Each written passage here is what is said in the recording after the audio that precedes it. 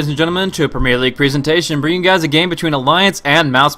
This is going to be Game 3 of the Best of 3 series, the grand finals of the Premier League Season 5 Reaver Cup. So, going to see who's going to be taking away first place, who's second in this final match. The last one taken away, Alliance really doing well in that last game, just destroying it in a very brief period of time. Really good movement from S4 as Magnus, as well, EGM. Taking that carry anti-mage and doing work with it. So, as a whole, Mousesport's going to have to shake it off and see if they can make a little bit of the magic that Game 1 provided happen there and make it work for them indeed. So, we'll see. But right now, Game 1 went the way of Mousesports. Game 2, Alliance, we'll have to see for this final and decisive Game 3. I'm myself and Blaze. Thank you guys so much for tuning on in. And over to my co-caster, Triumphant Man. What's going on?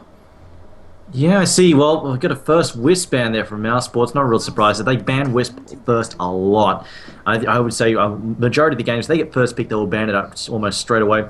That said, we've got the second ban here from Mouse Sports. Alliance, interestingly enough, decided to ban out the Nakes. They're not going to go for that again. I think probably because they expect, Mouse probably aren't going to fall for the delayed offensive try and rotation for twice in a row. Mouse Sports, though, decided to ban out the Nature's Prophet as well, so I'm kind of expecting to see Bulldog get his hands on a Lone Druid here.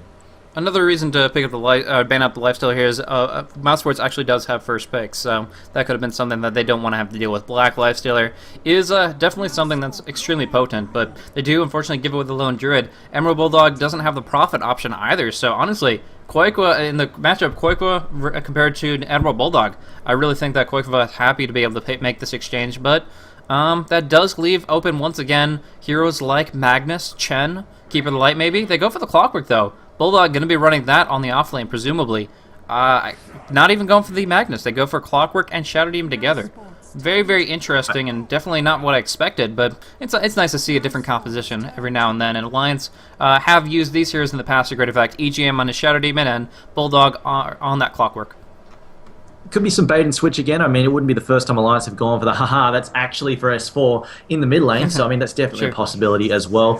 Nyx, though, being picked up again by Mousebots. They are loving this Nyx, Gyrocopter, and they've managed to throw in a Lone Druid as well. So, it looks like they're going to have... with the Lone Druid, they've got some push power now. That said, Alliance, of course, they can try and get some shutdown. And there we go. Chen being picked up by Aki once again, presumably. I don't see anybody else they give it to, so it's going to be Chen on that. It's going to be Aki on that Chen there. But second banning phase, Anti-Mage being banned out by Mousebots this time.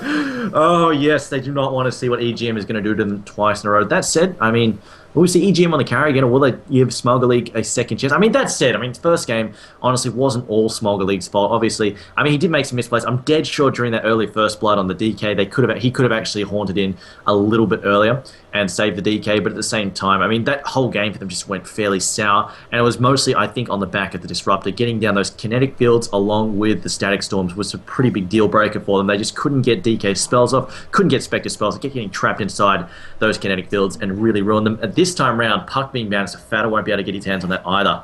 So some respect bans from both sides, and there's that Magnus as well. I may be wrong, but I think that a pretty decisive pick upcoming might be a Juggernaut. It would be really good for Alliance's lineup going in with a Chen and Shadow Demon. That's like the perfect 2.5 lane for pushing, is to go with those three there, setting it up, disruption into spin, you get a kill, you get a tower. But on the other hand, Mousesports again has first pick, and if they wanted to, I could see them making it work. It's not perfect. It's not 100% clear-cut, but Healing Ward with Lone Druid is extremely strong, and they can either run the Gyro in the mid or the Juggernaut in the mid, in either case, and making it so that they can make sure they get some good distribution of gold on all their core heroes there. But, yeah, possible. Either way, right now we do see just the ban out of the Magnus, taking that out of S4's hands in case it is Bulldog Clockwork, and along with that, the bans of the Puck and the Templar Assassin, which kind of signaled that they might be going for that Magnus in the first place. Definitely a possibility. I think, it's been a common thing now. A lot of teams just be, screw the suicide lane, let's just abandon it. And I think that's definitely also a possibility if they wanted to run that Juggernaut, just throw him in and screw the suicide lane, just put Lone Druid in the jungle, would have worked just fine. But there we go, Storm Spirit being banned yet again. Mousebot's going to pick that one off. make sure they aren't caught out. But I mean, that's definitely a hero that can work out quite nicely. The mobility, high mobility heroes are really, really dangerous, particularly in the hands of S4.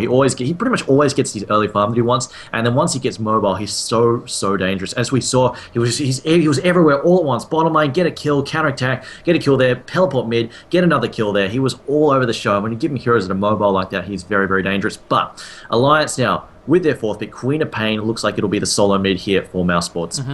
Yeah, now Alliance have to kind of figure things out. They banned out the Juggernaut, and they apparently thought that Mouse Sports might be looking into that selection for themselves, and unfortunately Mouse Sports didn't bat an eyelash at that. They immediately went on for the Queen of Pain seconds later, and now Alliance are kind of left in a position where they're like, okay, what can our carriers play? It's smuggling back on the carriers at EGM. Are they as flexible as Loda? I mean, Loda has such a versatile pool, but the other ones, most likely, I would wager that they're probably less favored towards those more outer rim supports. So kind of going in, maybe an Alchemist will work for them, maybe not. We'll see exactly what they're comfortable with playing. Because one thing, especially with a stand-in, although you want the ideal composition, that's really important, the last thing you want to do is pick up a hero you're not ready for, not comfortable with. But interestingly enough, it seems like they're comfortable with this Kunkka selection and could do work with that. Shadow Demon with Kunkka together. I mean, really, it's just going to be perfect to set things up, along with that Clockworks, Cogs, and the Torrent. All of these kind of wrap around together, just a nice little disable burrito, and yeah, we're going to see how effective it'll be. Kunkka going to cleave things away and get out a lot of disables with the Torrent, with the Ghost Ship. 10 seconds remaining. I'm kind of betting here, Bulldog in the side lane, or taking the off lane there with the Clockwork, and then Kunkka S4 solo mid. Let's see it happen. I mean, of course, he can work quite well with the Shadow Demon as well, but Kunkka, I feel, in all honesty, very level hungry. Really wants to get those levels up across his cleave, across his Torrent. Really wants X Master spot and Boat on top of that as well. So I'm kind of betting he'll take that solo mid there with S4. And I really want to see, I mean, obviously during the during some of the most recent Asian games, the Eastern qualifiers, the, what is it, the D2L, a lot of